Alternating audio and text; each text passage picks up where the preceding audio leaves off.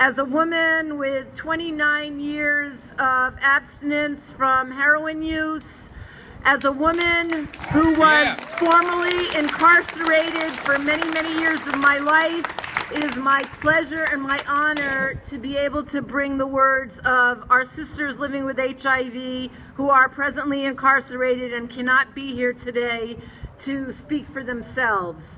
So our good friend Amy Smoyer, who is a friend of ours in the struggle, who works within the prison system and runs a support group, has been graciously given us these words to speak.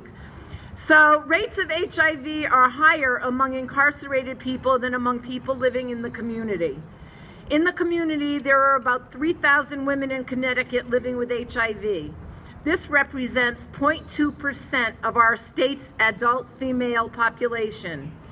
In prison, among the 1,000 women incarcerated at the York Correctional Institution, the only state correctional facility for women, there are about 30 women who are HIV positive, representing 3% of the female prison population. Rates of HIV are higher among incarcerated people, not because of HIV risk behaviors in prison, but because of HIV risk behaviors in the community.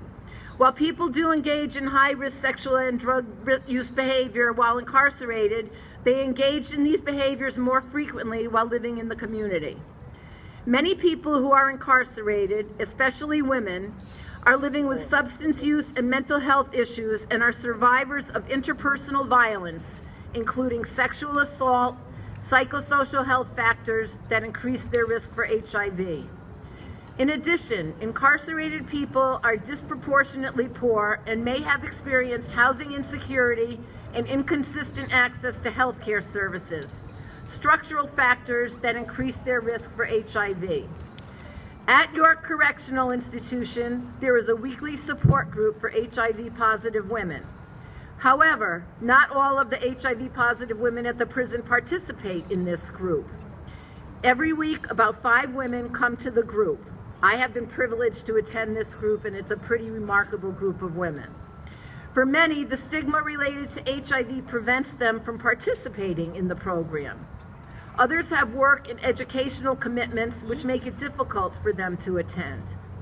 The women who do attend regularly are a powerful, powerful group of smart, empathetic women who support each other in their recovery and in their efforts to live healthy, productive, and happy lives. At our last support group meeting, participants were asked to share some thoughts about their lives in prison and ideas for how to improve the prison environment. One woman described limited resources and how cuts in prison budgets, fewer staff, fewer programs shape their daily lives. At our last support group, participants were asked to share some thoughts about their lives in prison and the ideas on how to improve the prison environment. One woman described limited resources and how cuts in prison budgets, fewer staff, fewer programs shape their lives. For example, right now, they are sleeping in the gym, so we have no access to that area for recreation. In the last month, we have been locked down several times. This means all programs are canceled and we have to stay in the housing unit. This group for HIV-positive women were canceled. I went 4 days with no shower, no air. Another woman agreed. Mental health is compromised due to stress, wondering what's next. Diet isn't very healthy. Exercise is minimal and almost non-existent.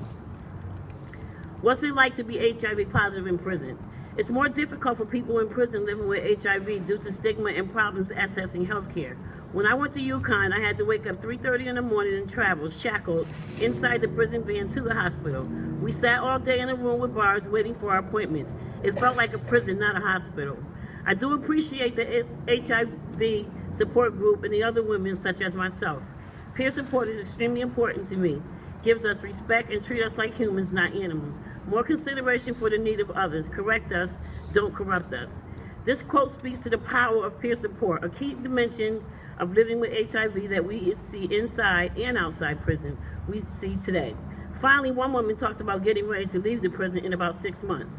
When leaving here, it's going to be scary. They don't encourage you in anything. I don't know about the new stuff on the outside world. I have been here for over 15 years and have no support on the outside. I am very much okay with my HIV status. I have become a strong person through the years. It took a long time, but I succeeded to improve myself. I have also helped a few people and have made a difference.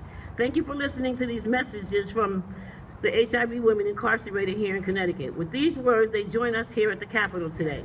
For all our brothers and sisters in this fight who have ever been incarcerated or who are currently in prison, we see you. We have not forgotten you. We are here to welcome you when you return.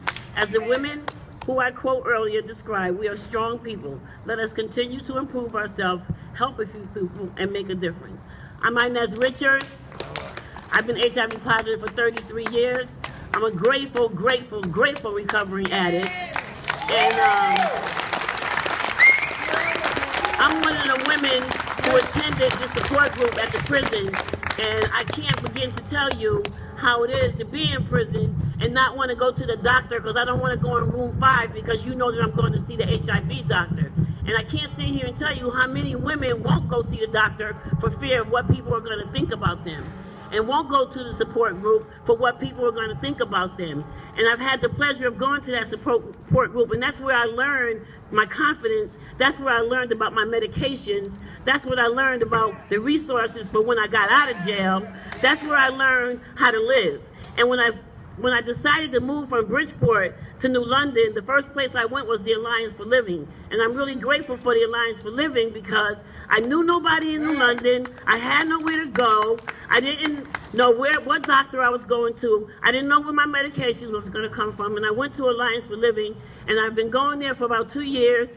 And I served some time on the board of directors there. I served some time as a volunteer there, and I'm definitely a client there. And I appreciate Alliance for Living because I get the opportunity to go to seminars and learn about the medications that I'm taking. And not just go to the doctor and take medications and don't even know what I'm taking. I'm just taking them because you gave them to me. But today I go to seminars and I learn about medication. And I learn about being confident. And I work in halfway houses now, and I'm able to talk to those women about getting tested. I'm able to talk to those women about living with HIV. I'm a grateful, recovering addict, and thank you.